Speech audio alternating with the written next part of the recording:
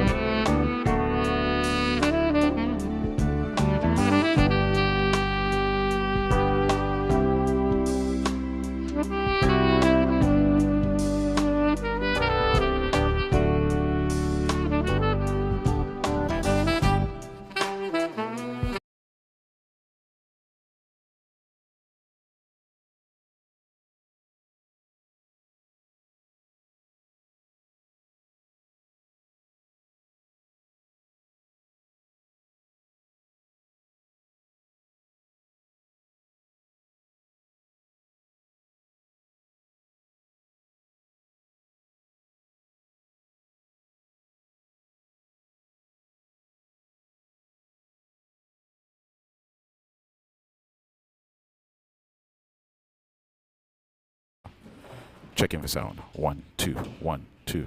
Check, check, check. 1, 2, 3. 1, 2, 1.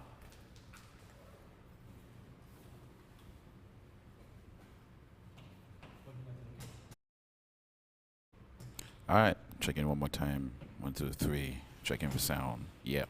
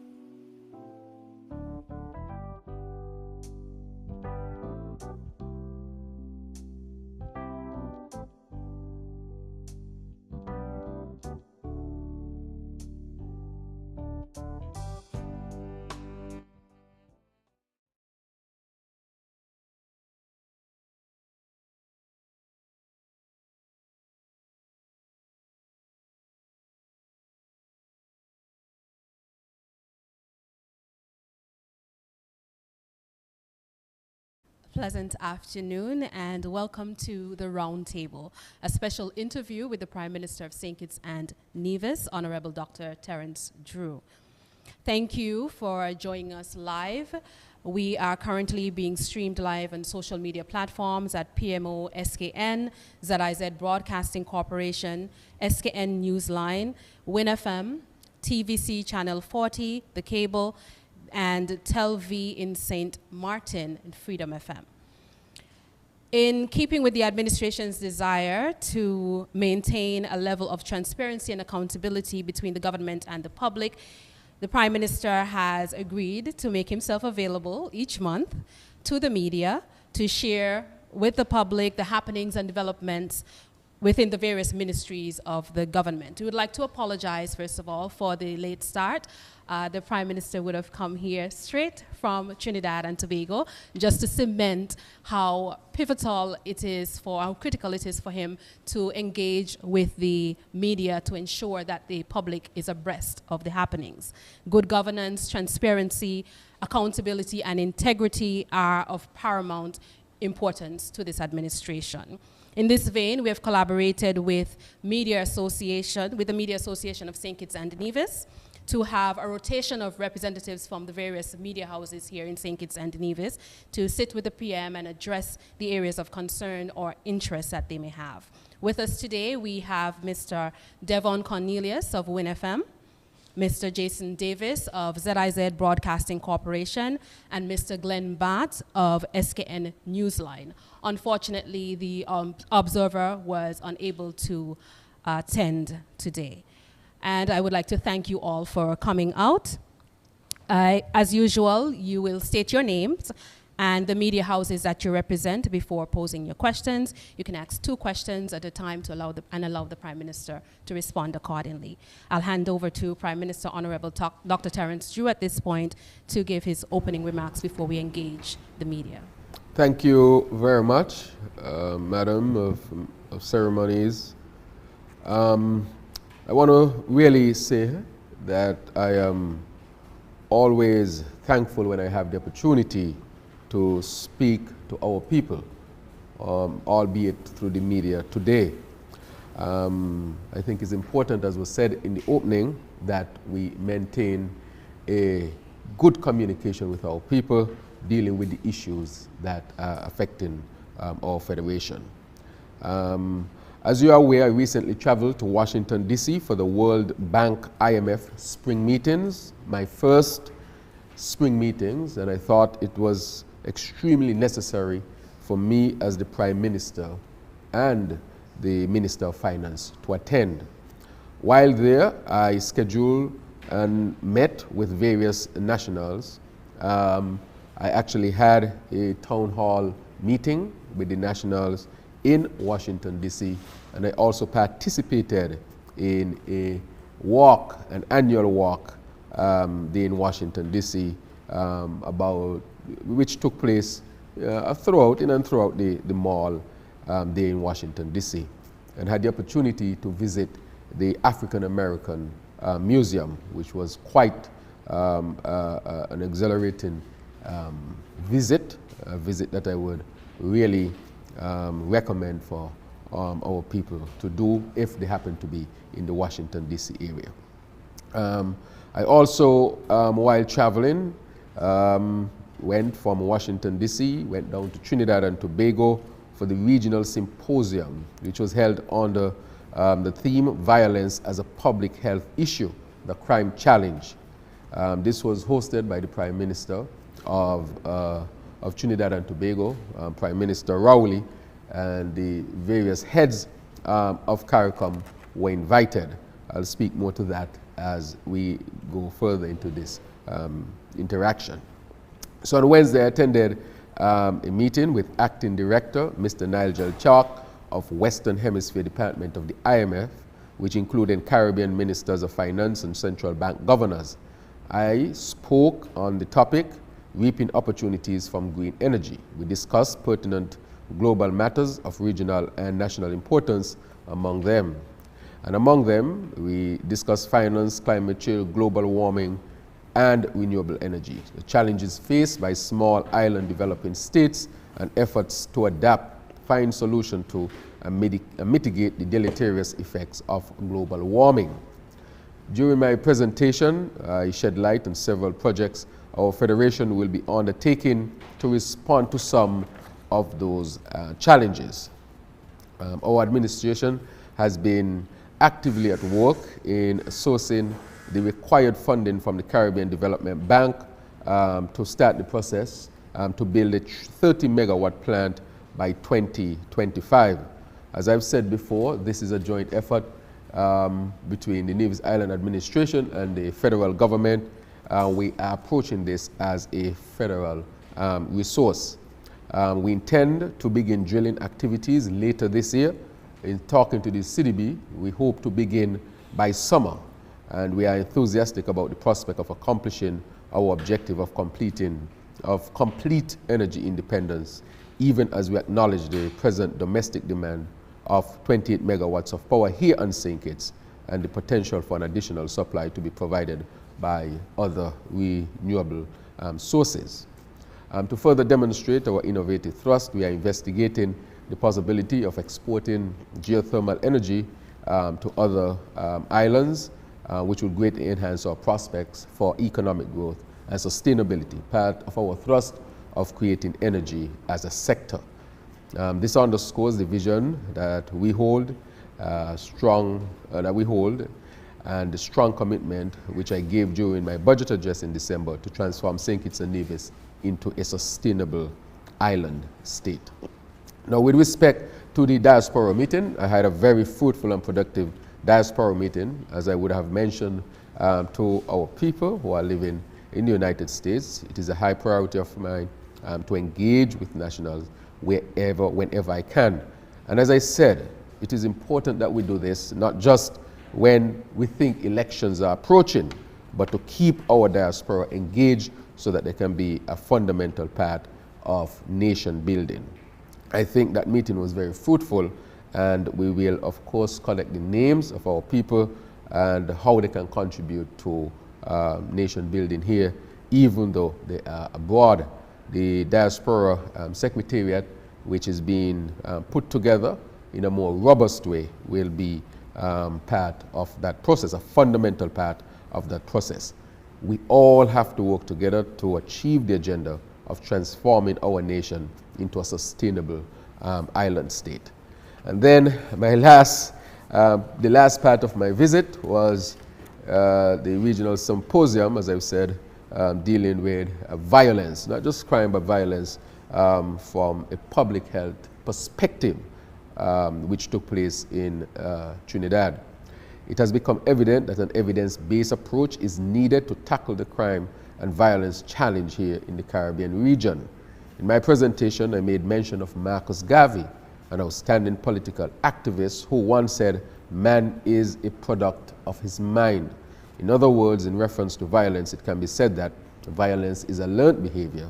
However, as a medical doctor, I tend to seek for evidence analyzing data. I tend to look at research. It is ingrained within me and I believe, and what is learned can be unlearned. If there is a definition of the issue, an early application of best practice interventions, and I've said before, this must be based on science and evidence. And therefore, I feel hopeful that the crime and violence situation within the Caribbean can be addressed effectively with proper analysis of the evidence and data that has been collated over the years, and in doing so, coming up with solutions which are already out there. And I've said that we need the political will, not only as a nation, where we will, of course, exhibit that will to implement what is necessary to deal with violence and crime, but across the region, it is obvious and imperative that we work together so that we can share resources, experience, and so forth, so that all of us can tackle this issue that is affecting the whole of the Caribbean region. I would say that the Caribbean region is identified as one of the most violent places on earth. However, I am hopeful again because evidence shows that we can really tackle this issue, and we have decided together to tackle it. I must point out that Dr. Isben Williams, who is a psychiatrist from St. Kitts and Nevis, was the keynote gave the keynote address at this symposium. And I want to applaud him for doing an excellent job. And his research over the years, of course, really was in dealing with crime and violence from a public health standpoint, evidence-based, and I think he is now being recognized that he has, I would say, some of the answers to deal with this issue. So the increasing acceptance within the public health community of the importance of behavioral factors in the etiology and prevention of disease encourage public health professionals to believe that they could likewise overcome the same behavioral challenges underlying interpersonal violence and suicidal behavior. Went on to say, I also believe that a similar approach can be taken to address the issue of crime and violence. Defining the nature and extent of violence is a necessary first step towards fully comprehending the phenomenon of violence. As a region, I strongly believe we are taking the right approach and will yield tremendous results now and in the future. St. Kitts and Nevis is ready and willing to move forward from research, evidence, and experience to robust and sustained action as we implement these evidence-based solutions along with our Caribbean partners and international partners as well. Your government has not rested on its laurels since assuming office in August last year. In fact, we have moved beyond merely being aspirational to being constantly intentional in our efforts to advance our beloved St. Kitts and Nevis. We are committed and focused on creative, innovative, transformative, and effective change. And I want to thank you, of course, for allowing me the opportunity to make that opening statement. And I will now have a dialogue with members of the press so that we can delve deeper into some of the issues that I would have outlined here and to expound more on the essence of my trip and how this trip would positively impact our Federation of St. Kitts and Nevis. So I want to thank the media for your patience and waiting for me. You know, regional travel is a challenge, as we know. But I'm here, and I think we can start the dialogue. Thank you, Mr. Prime Minister Devon Cornelius, MFM. As you made mention of the World Bank IMF spring meetings, the IMF said that Caribbean economies are heavily dependent on revenue from CBA programs. What is your administration doing to cut back on the amount we spend from said program to support the economy? Thank you. I want to thank you very much, Mr. Cornelius, for that question, because that is one of the things that I travel to discuss with the IMF and also discuss with the World Bank when it comes to the economies, our economy specifically, and economies of small island states. As you know, during the pandemic, other areas of the economy would have contracted. I also am of the very firm belief that the position taken by the former administration in relying so heavily on one sector, in the sense that we would have learned over the years that when we were heavily dependent on tourism, we sought to develop other sectors so that we can have a diversified economy. And the issue is that during that time, we saw the contraction of multiple areas within the economy. For example, manufacturing, as a number of the factories closed down. Travel, tourism was even punished as well, because we know that St. Kitts and Nevis was kept locked down up to August 7th when we made the scientific decision to lift the restrictions and open up the economy. We could have done this since in April, May. And because we didn't do that, St. Kitts Nevis has the slowest recovery of the tourism sector within the OECS. This, of course, has implications, serious implications.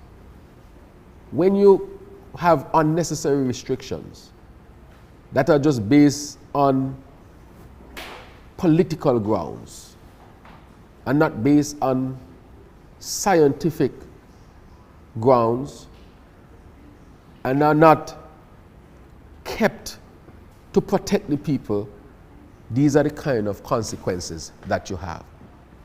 And that translates into tens of millions of dollars.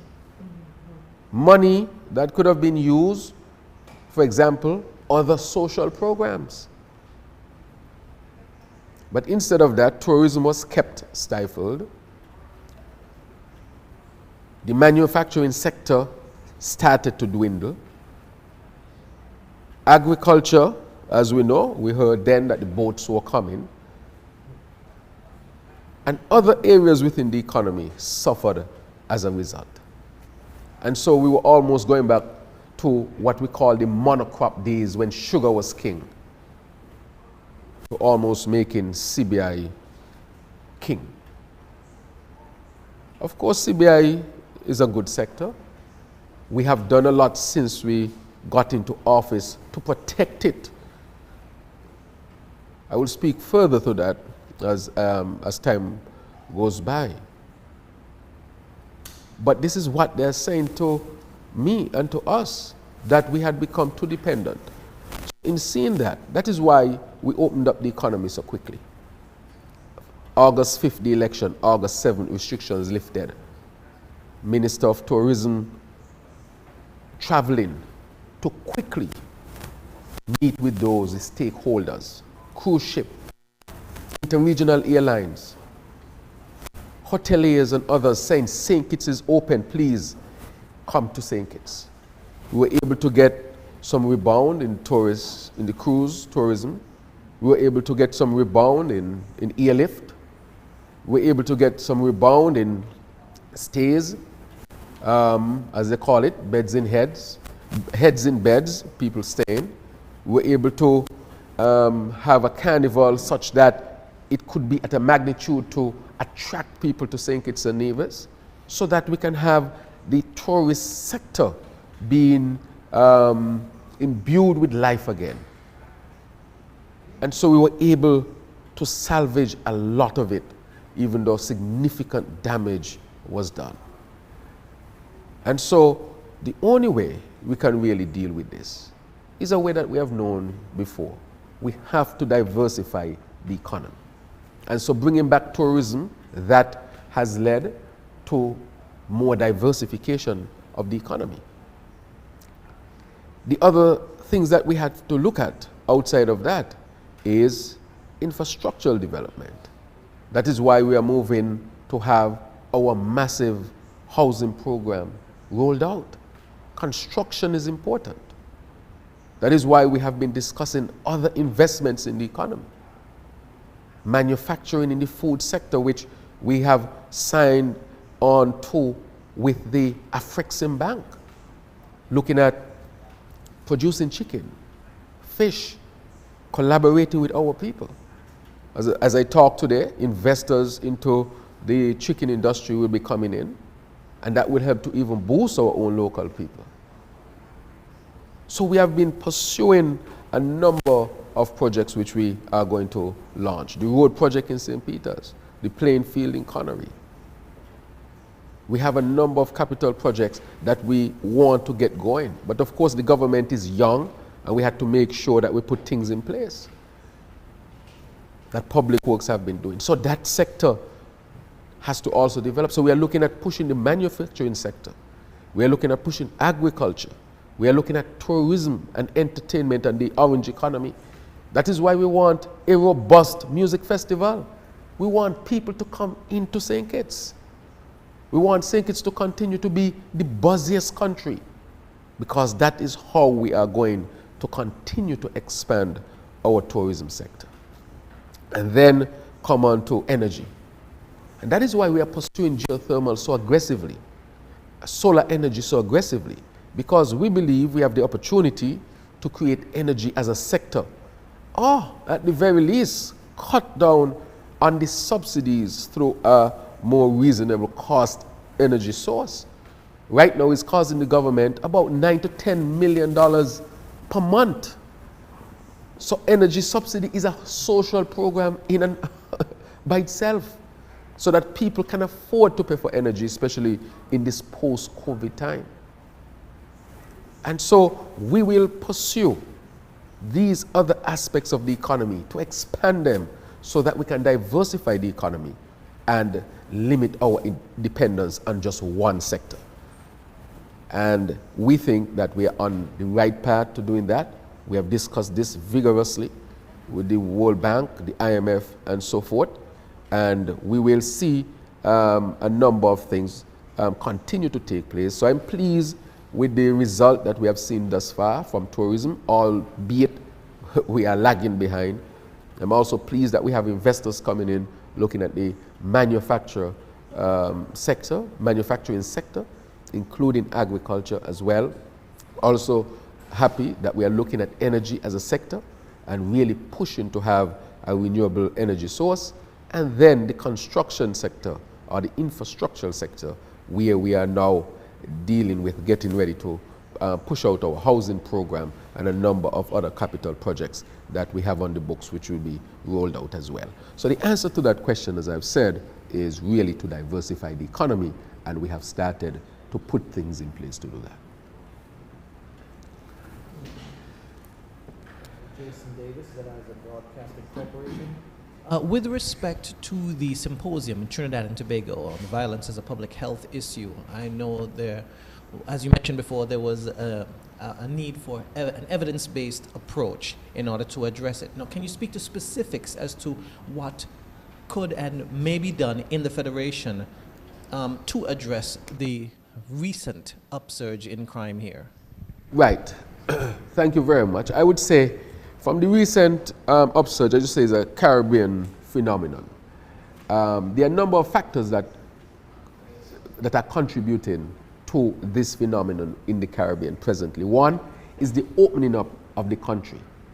When you're locked down and have restrictions, it restricts everything. And that in itself is a measure. So lifting the restriction is, of course, can be a risk factor for an upsurge, as the other Caribbean countries would have seen as well. That's one. And so we know that post-COVID that happened.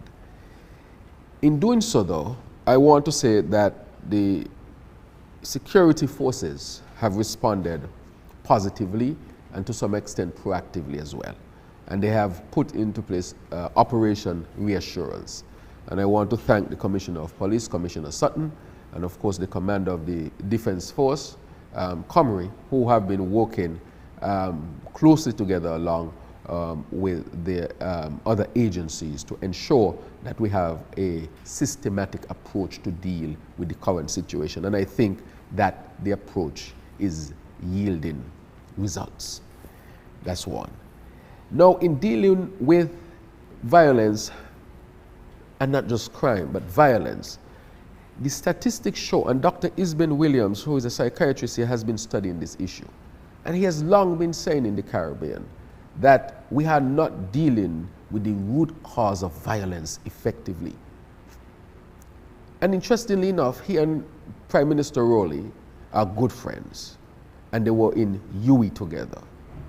And for years, as Rowley explained, Dr. Isben Williams has been saying to the Caribbean, unless you take this type of scientific approach, the Caribbean will not be able to arrest this situation.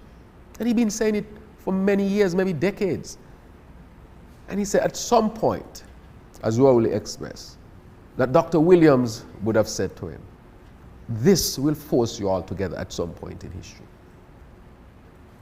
And so we came together because the whole Caribbean is affected. And so based on the evidence, it is shown what is taking place from a scientific standpoint. I read something here that Marcus Garvey said here in St. Kitts in 1937, 2 years after the Buckley's uprising, that a man is the product of his mind.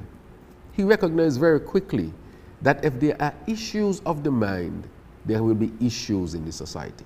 What is looking at this from a public health standpoint is getting the scientific data.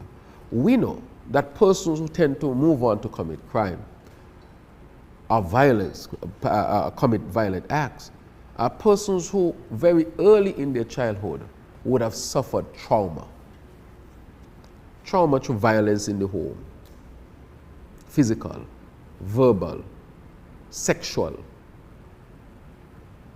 And these damaged small minds, if they are not given the opportunity to heal, a damaged mind or a traumatized child, as was said at the forum, becomes a dangerous adult. And this was said by a psychiatrist from Bahamas, a leading psychiatrist. A damaged child becomes a dangerous adult. And so the evidence has shown that if you intervene early with a number of evidence-based approaches, you can really solve the problem. I said in my speech, if you would have listened to it, that I was very hopeful because as a medical doctor, I look at the data and the data has a lot of hope and the solutions are there as well. And so this is not a problem that we don't know about. This is not a problem that we don't have solutions for. And we have one of the leading experts in the Caribbean right here, Dr. Isben Williams. And let me tell you what I'm going to do.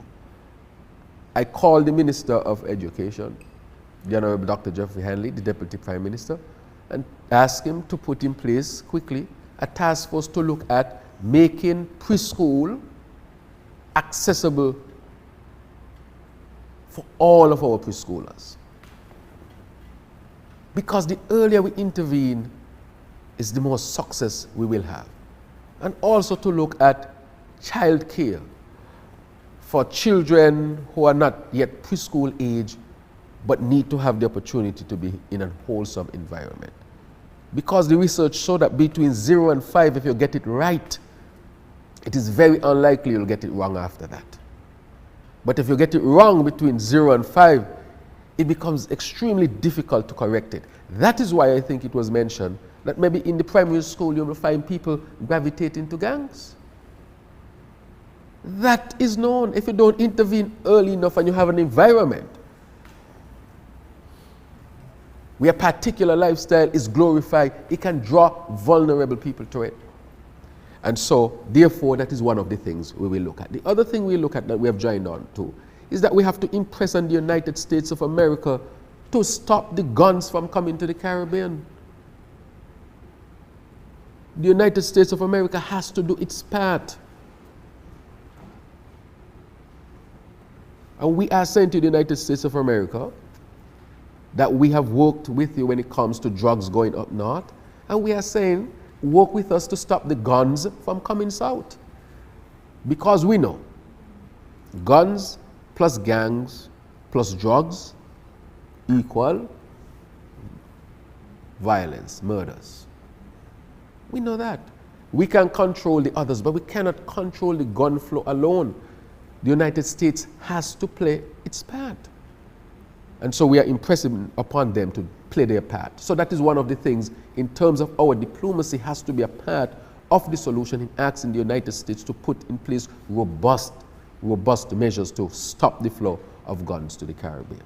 So we'll be dealing with it from that end in terms of preschool and so forth, dealing with the diplomacy part to really try to stem the flow of guns. And I want to thank the United States of America for they have given to us a boat, brand new, to surveil our waters, and they're also helping us with onshore radar, which will be implemented very quickly, so that we can monitor all of our borders. We'll be able to see every boat, anything that come into our waters, our marine space.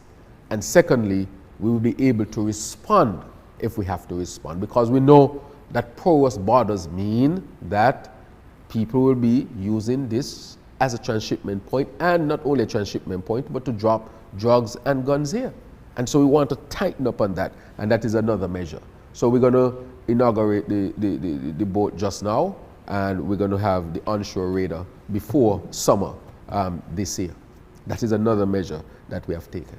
Another measure that we have taken is for the police and the military to work close. We have put 2 platoons from the military, and I know that the military is asking the Governor General to give the military officers about 6 months powers to arrest. But of course, they'll be working along with the police because we recognize we have to do that as well. And with all of that, we are also pursuing active engagement among those who are in these organizations to deal with it from a mediation standpoint as well. So we are looking at it, deal with it from a mediation standpoint, but also robust police tactics to detect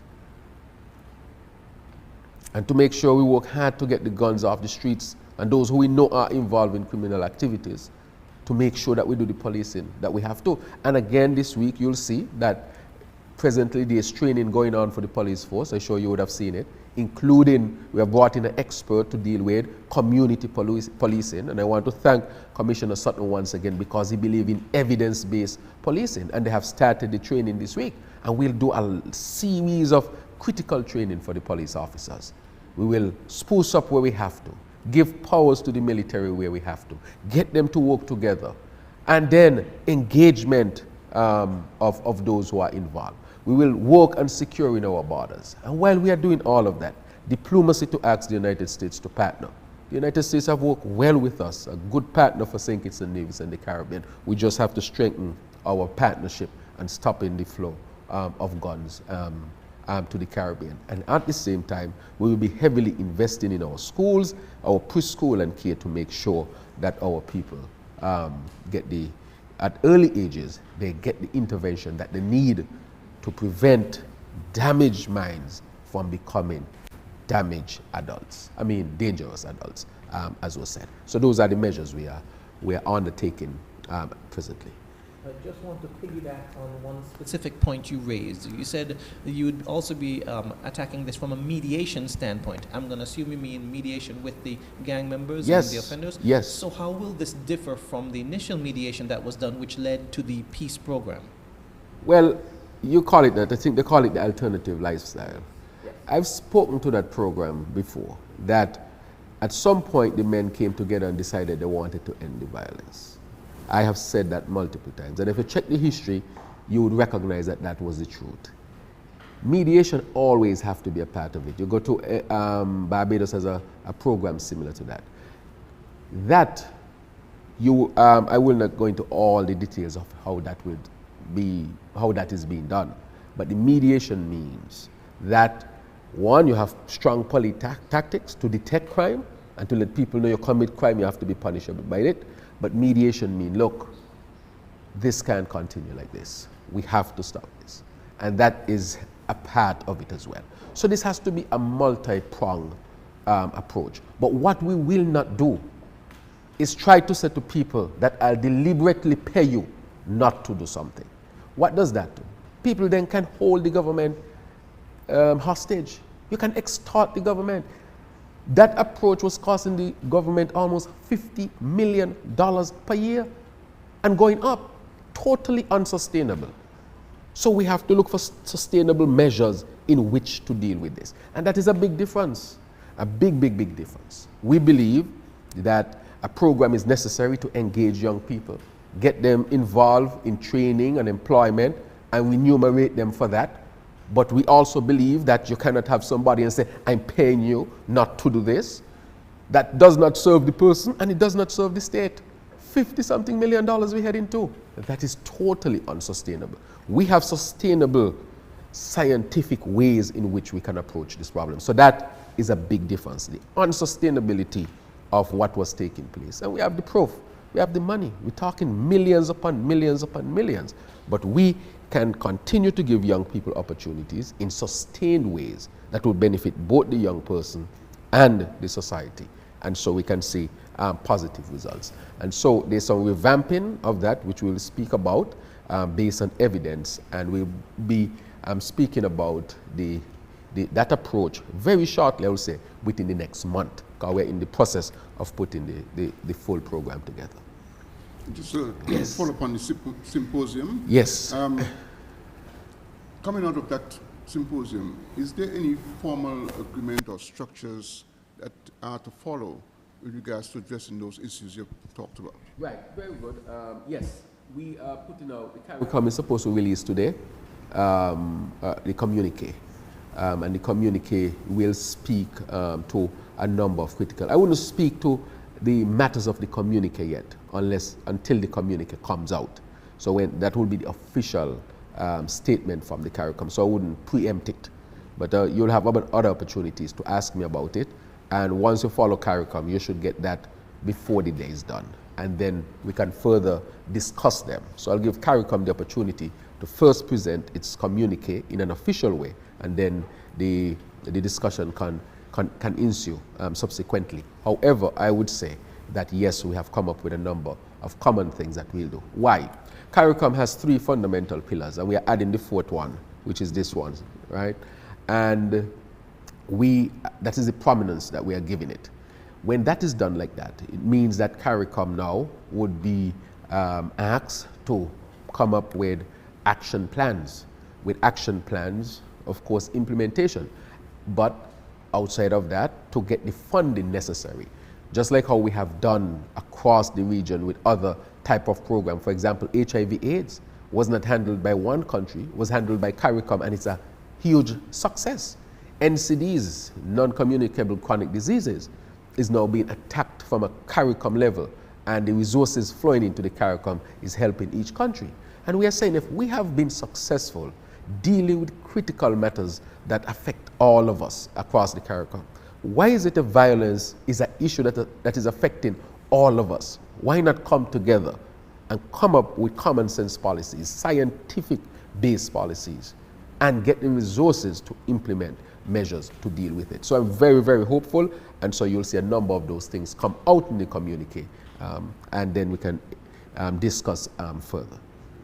Now, in your capacity as Minister of National Security, are immigration policies in St. Kitts and Nevis too lax or too relaxed? Because there are some people who claim that there are persons who are entering the country who should not be allowed to enter.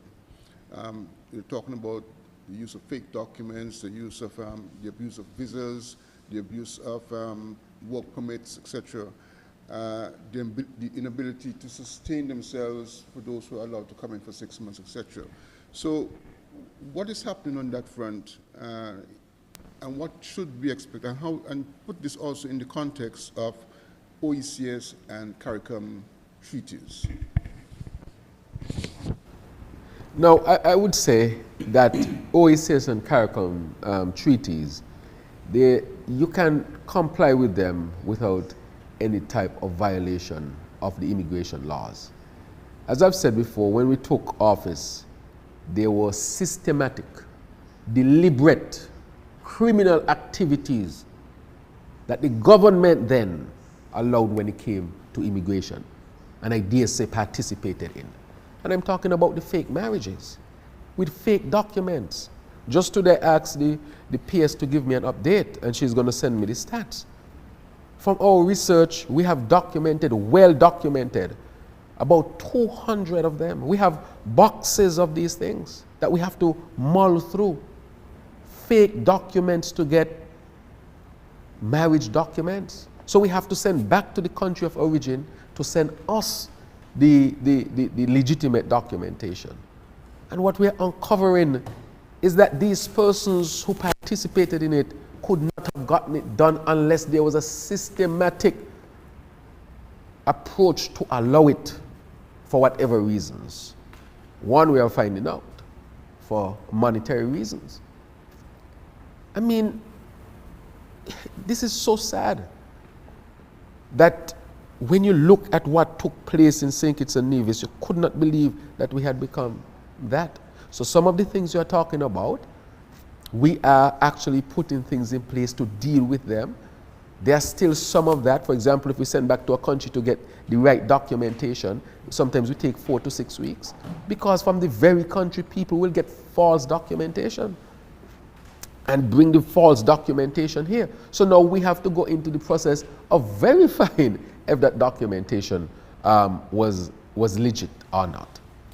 At this time, as far as I know, we have stopped visas to certain countries until June. So if there are visas that are being given out, then it means that we will have to investigate that. But as far as I'm aware, we have taken the decision to hold on visas in certain areas. And then documentation, if you come in and you want to participate in a particular type of immigration status, meaning that there are different, you can come in under a different type of status, depending. You can come as a temporary resident, CSME, stuff like that. That we want to make sure that whatever is presented, the documentation is correct. So we are not against any of that, and that we enforce the laws. So complying with the treaties does not mean that one has to break the laws at all. Not only that, you see, we are dealing with other type of immigration issues, the breaching of our borders, for example. We saw what happened with the Haitians, with the boat, and there's people participating in human trafficking. As you know, we have a very progressive and humanistic approach to them. We saw what happened with the Africans, the Cameroonians as well. We have discussed with Antigua who will take them back. So those are other issues that we are looking at. So we have taken some strict measures when it comes to immigration. When it comes to marriage, we are now putting a process in place where we have to verify your documentation from source. That might take a little bit longer. That is why in any country where you go to get married, you don't rush a citizenship after you get married. In America, for example, you get a residency and then you get your citizenship after. Even, for example, let's choose the Dominican Republic. If you go there, you don't become a citizen right away. You be married, you become a resident, then you become a citizen. So why is it that is not being applied here? People who are getting married today and literally tomorrow get a citizenship. Who else can allow that? Except a government allow that. So when it comes to immigration, there's a lot of cleaning up to do. And we recognize that bad. And we have started the process. We have at least arrested the fake marriages. We have at least arrested certain visas. There is more work to be done, and we are pursuing that work. And let me say, we are not targeting anybody, because the position we took, as you can see, we did not deport anybody after the elections. We did not go into mass deportation of anybody. And a matter of fact, because when your COVID was tough, businesses were closed, people couldn't find jobs and so forth, we know that people couldn't pay, for example, their regular work permit and so forth, those who are here. And so we said, look, let's close off everything, and those who are here, let's give them an amnesty. Let's be at least humanistic in our approach to deal with those who are here. People who are here, construction shut down, they couldn't continue to work because they play a part in the economy as well. And therefore we said, look, we have to treat people humanely, and we're not going to just take people and rush them out the country, create an amnesty period while we stop the marriages and investigate what's going on. Well, citizenship through marriage and see what's going on, because people can still continue to get married. And they should if they love and they find the right person, not just for citizenship. And secondly, to deal with the visas. And those who are inside, let's process them and document them in a humane way. And so we have approached those from their different nationalities. As I said, I would not have treated them any less than human. But at the same time, while we are being humane with respect to our immigration laws, we have to also, our immigration policy, we have to also respect the law. We are a country of laws, the rule of law is important, and we have to abide by it. But at the same time, it does not mean that we cannot be progressive in our thinking with respect to the immigration issue. Now, in regards to the idea of diversifying the economy, now there are some claims that many persons from outside are sort of taking over a lot of the economic activities. I know your administration has established a Ministry of Entrepreneurship. Now, how do you view the use of CBI, some of the CBI revenue, to sort of encourage local entrepreneurship, perhaps in specific or selected areas, taking persons perhaps through a training program, then providing some grant or SATA funds to create a sort of Head Start program. And hopefully that will lead to certain kinds of businesses perhaps in in agriculture, in food processing, tourism, and so forth. What's your concept of pushing local entrepreneurship in this manner? Right. Thank you again. As you know, we have a ministry of small business because in diversifying the economy, we think that entrepreneurship and small business ownership has to be a part of it as well. That ministry is being built out as we speak and is almost complete. They had, I think, is SPDC that is on Princess Street, I think, and we are going to expand that because this is how we think. And the idea of that is to create a one-stop shop. So if you have a young man, let's say he's a mechanic, and he said, look, I want to start a mechanic business.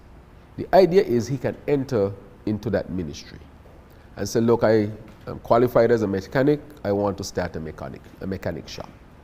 At that point, he's supposed to be taken, be given the resource of how to develop a business plan, give him training as to how to run a business. And then once that is done, allow him to access a very low interest loan, very low interest with extremely reasonable condition, nothing to stress him or strain him. And once he does that, he can then start his business. We want to set up also an incubator where they can have that type of practice. But apart from that, we want there to also be resources in terms of expertise to walk along with that new business owner of how to manage the business.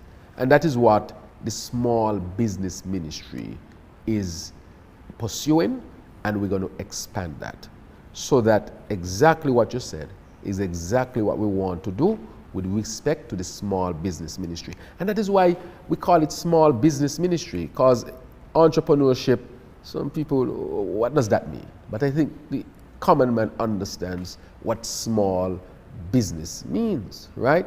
And that will create a buzz that, look, I can get into a small business as well. So we want to give it that focus. We want to give it that prominence so that exactly what we want to achieve could be achieved. So we are pursuing it.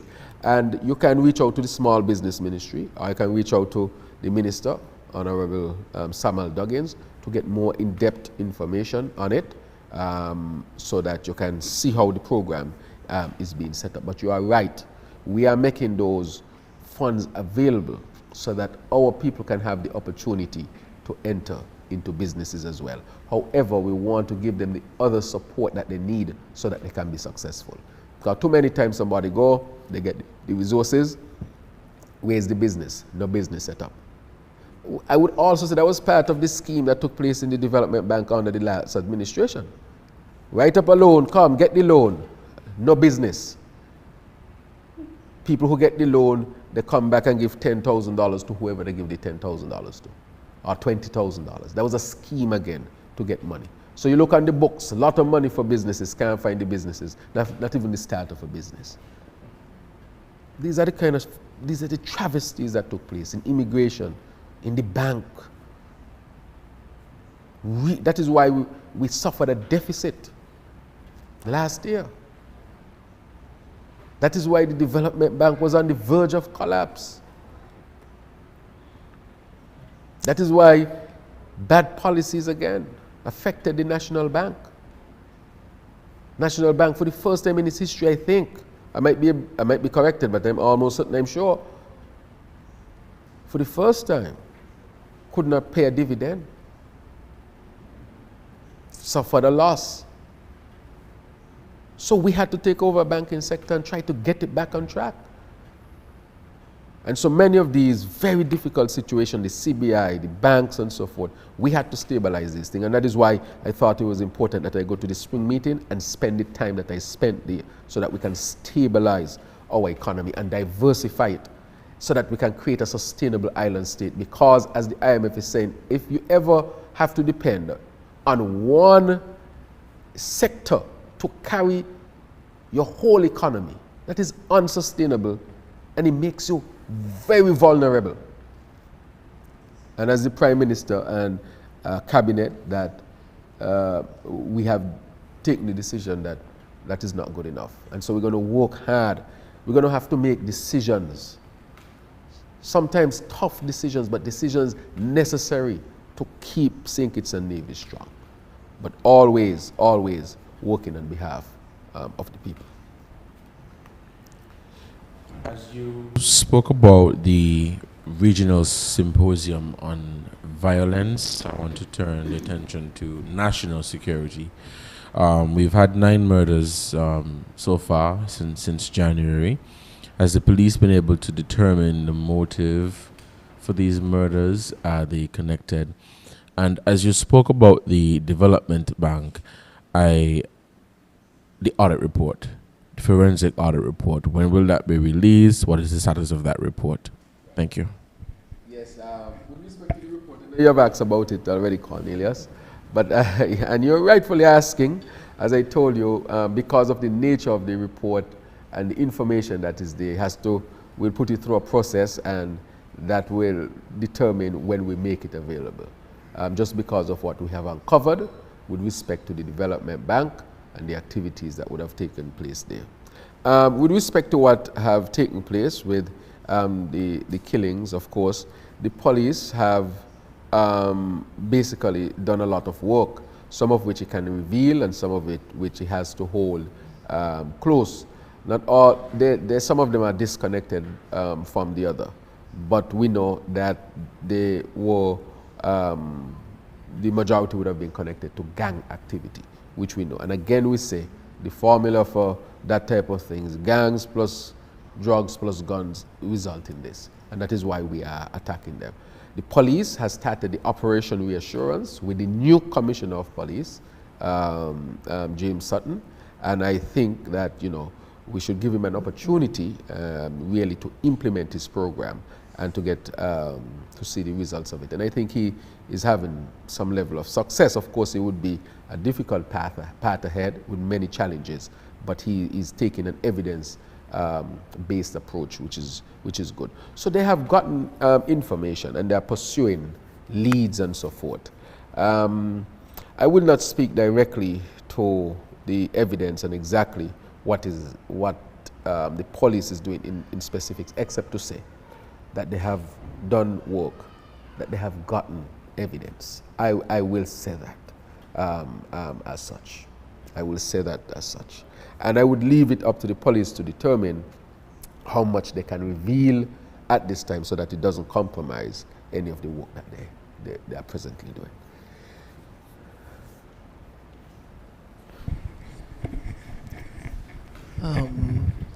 Slightly related to national security and violence, I am wondering if there's anything you can say in relation to a possible response to the kidnapping of the father of the SKN honorary consul in Haiti. Yes, thank you very much. We did receive the report sometime late last week about the kidnapping of the father of the honorary consul. We know that the situation in Haiti in terms of security is in a very precarious situation right now. We know that. We know that the CARICOM would have met multiple times to discuss how to show up Haiti.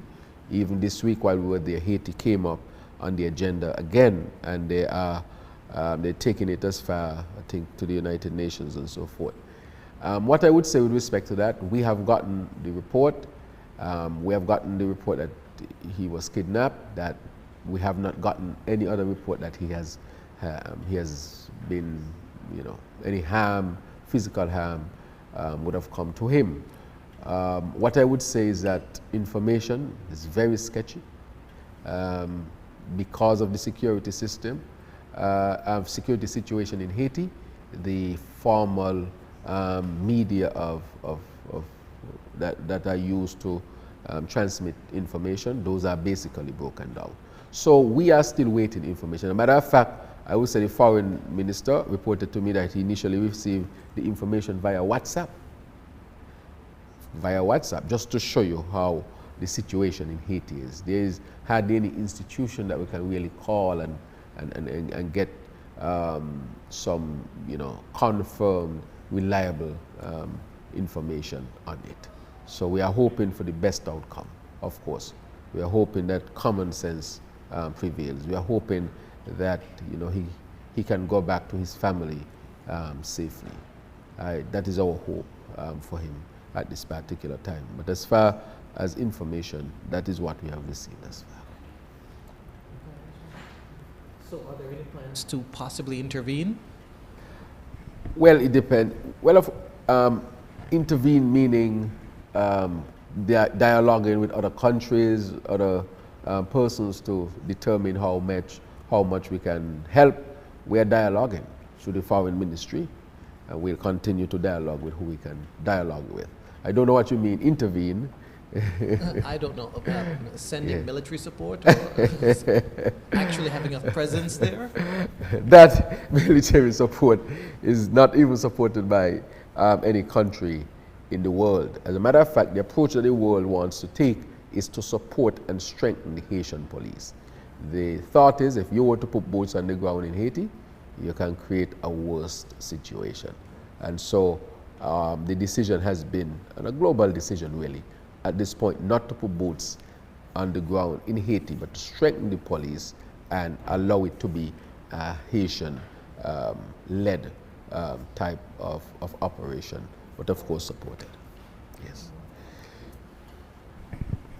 Mr. Prime Minister, some weeks ago, there was some talk about the Social Security Board not being properly constituted, that it had more members on it than the Act allowed. For example, I understand that the talk was that it was 12 plus 6, and that occurred because of a situation where 6 members were not appropriately terminated from their service on the board. Can you comment to that situation at all? So I have looked at the legality of it and have my legal advice on that, and that is not so at all. So I would basically say from my legal advice that that is not so. Okay? All right. On the matter of the graduate loans to students, yes. One person have contacted us and asked whether or not existing students are being accommodated under the scheme. Right. So the first thing we did, as a means to remove as much barriers from education. Education at the start of life and education later in life, post high school. We have made college tuition.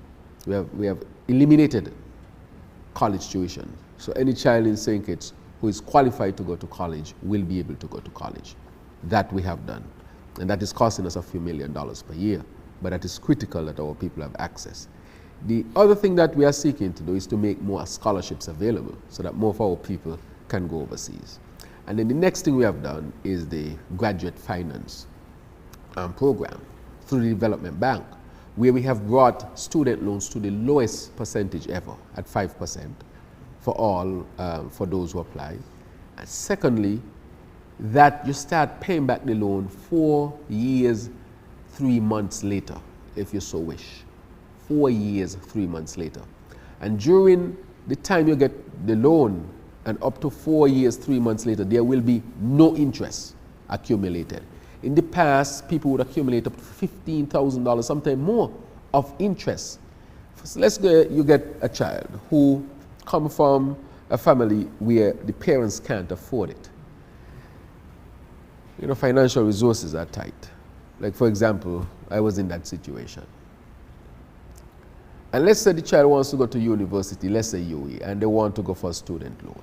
But the parents don't have anything the parents can't afford to pay interest while the child is away. The child can go, get a low interest student loan, and decide to pay back after he or she would have completed his or her studies. That would have saved them at least $15,000 in accumulated interest. So that child doesn't have to worry about who is paying the interest while he or she is away studying. And so that is a game changer, a paradigm shift. I don't know if any other countries in the Caribbean does anything like that, but that is a paradigm shift. So that's one. So I went through that so people can know that the program exists and how the program is going to function. And then after that, you have about a number of years, up to 15 years, to pay it back. So your installments, even after you start to pay, will be relatively low, so that you would have enough space to invest in a mortgage, pursue a business, or even pursue higher education by doing that. So we made a promise that we'll make sure they get credit of that, so these students will get credit. And over time, it has been calculated that they would save maybe up to $100,000 in terms of interest and payback and so forth, depending on the size of the loan.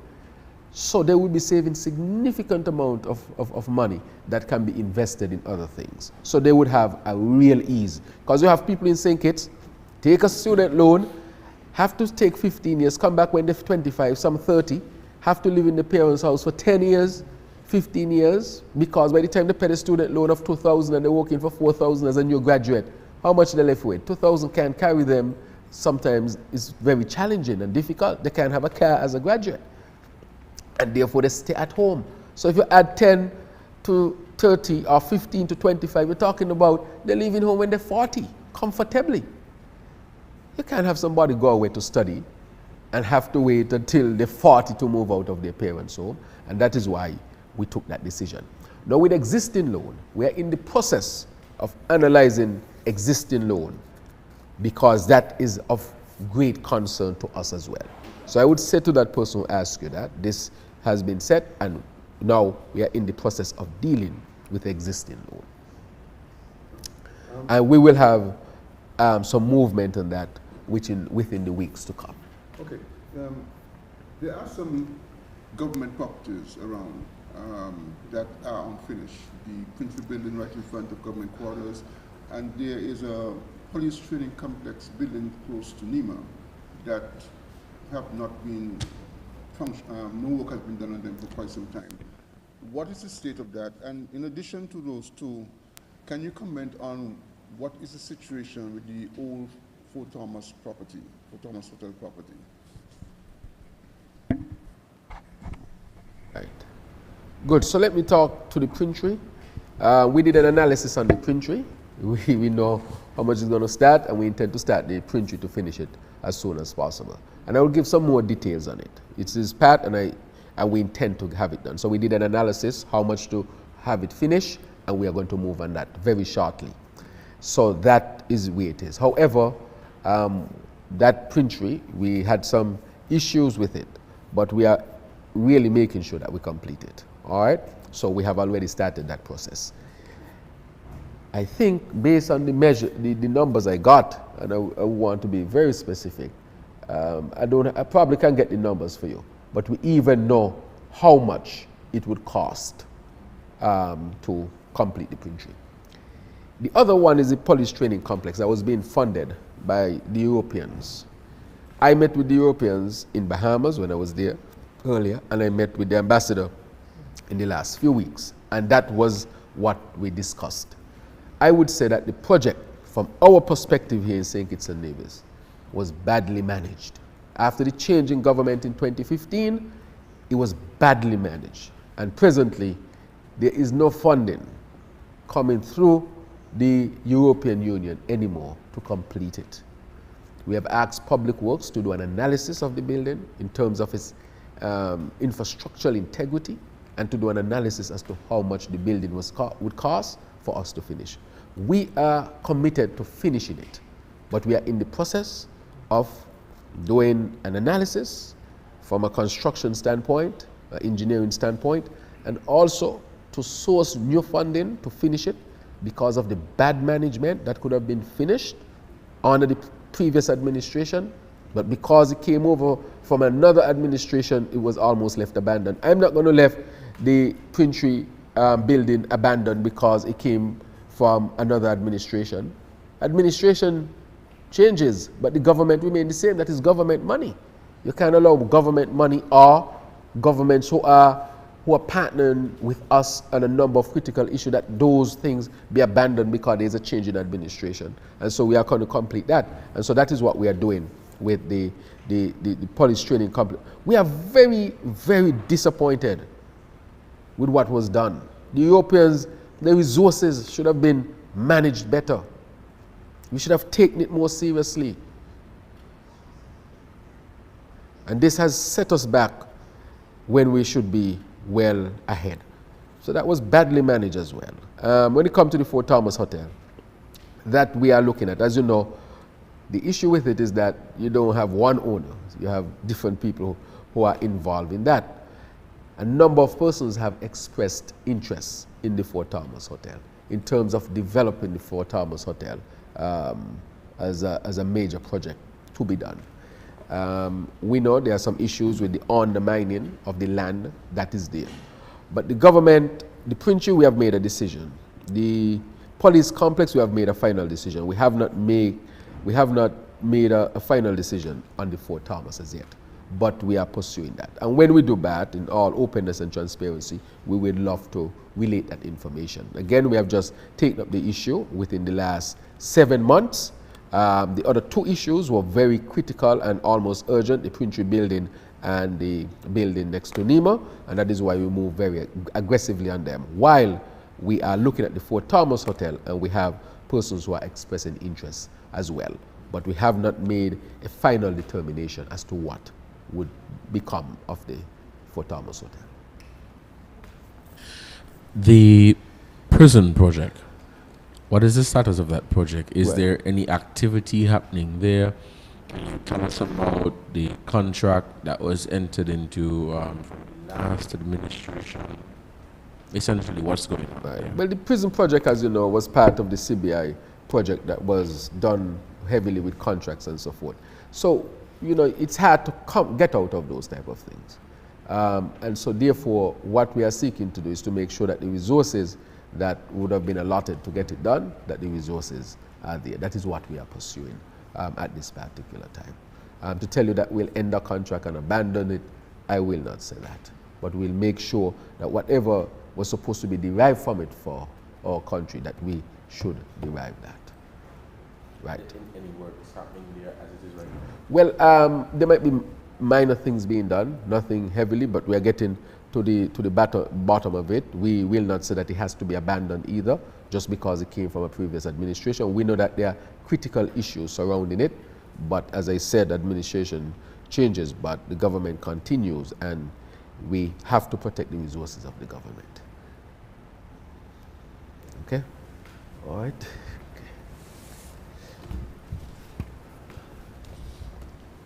Thank you very much to the media houses for coming out and engaging with the Prime Minister, expressing your concerns. Yes. We will, of course, yes. Mr. Prime Minister, you will be given an opportunity to give your closing remarks. Thank you very much. Giving a bit of yes. Expressing a bit of gratitude to the media houses and as well to our listening audience. So we have the Prime Minister give his closing remarks before we close out for today. Oh, thank you very much. Yes, I am heading. One of the things I wanted to mention was the VAT Day. I know our citizens look forward to VAT Days. The VAT Day is scheduled to be the 28th of this month. We had promised that we'll give 3 VAT Days, and we are committed to that. We are also looking for any opportunity that will present itself for us to reduce taxes. And we have not taken those things off the table. We are a very young administration, just 7 months, and we are looking at that. But we want to make sure, just as we have done with the student finance program, the VAT Days were also a promise that we gave to our people, and it makes sense as well to have those opportunities, you know, increase economic activity, give the people at ease, especially during these post-COVID times. So, you know, I just wanted to highlight that to our people as well. I wanted to mention with respect to health, I see every time there's an issue, but people try to make issues out of every little thing. Quite interesting. If a common pit and drop at the hospital, it's an issue. What we have been doing there, we have done a number of things. We are going to resume very shortly eye surgery. As you know, With the previous administration, the machines had broken down. They had not purchased the machines again. We purchased the machines for eye surgery, and we are supposed to restart in the next couple of weeks. We have bought the major machine, which cost us hundreds of thousands of dollars. We have now bought the other smaller pieces, which are supposed to arrive today, plus the type of medication to be used, and the main ophthalmologist should be back to work today. So in quick order, we should be back to operating at the hospital. Again, we're not doing cataract surgeries in the Federation. The hospital was the main hub, and we hope to. So there are people who are blind presently because of that issue at the hospital. So tell them, talk about that. I've also procured new dialysis machines because at the hospital we needed new dialysis machines. As you know, when we got there, we thought that there was not enough. As a medical doctor, I know that. And so we have procured. And so when they come in, I'll give the names and so forth of those who would have sourced them for us and so forth, the dialysis machines. We presently have issues with a lot of equipment at the hospital. It's as if the equipment were totally abandoned. We have problems with the anesthesiologic equipment in the theater. We have problems with the cabinet that were mixing the chemotherapeutic drug. We have problems with making sure that the blood bank can take blood almost at any time. In every aspect of the hospital, there is a problem that was left to be dealt with. And I'm asking our people that they're trying to make song and dance out of these things, but we have made the decision that the hospital will be an accredited hospital, and you'll see significant improvements over time. One of the things we are looking at is bringing in 4 specialists now who would help us with ICU, emergency care, neurology, that's the nerves, deal with strokes and so forth, first time in our country, and also a biotech who is a specialist in biotech. So we want to improve our ICU care, our emergency room care, and to improve our nerve care as well. And we're also bringing in a surgeon who will be with us for a few months to help us to really set standards for our surgical operations here in St. Kitts and Nevis. We had excellent surgeons at the, we have the opportunity to have excellent services, and we are pursuing that. And then again, I want to say that we are finalizing our funding for the new hospital, and I intend to break ground for that new hospital this year. We must, as a country, have a state-of-the-art hospital, one that is accredited, and that will help tourism and build confidence that St. Kitts and Nevis is a place that can deliver good health care. So I wanted to bring that update and say to the people of St. Kitts, with all the things that they're saying about healthcare, we are moving in the right direction. We have had problems with healthcare for a long time. This will not be solved overnight, but we are on the right path, and we'll work until we get it resolved. Thank you very much.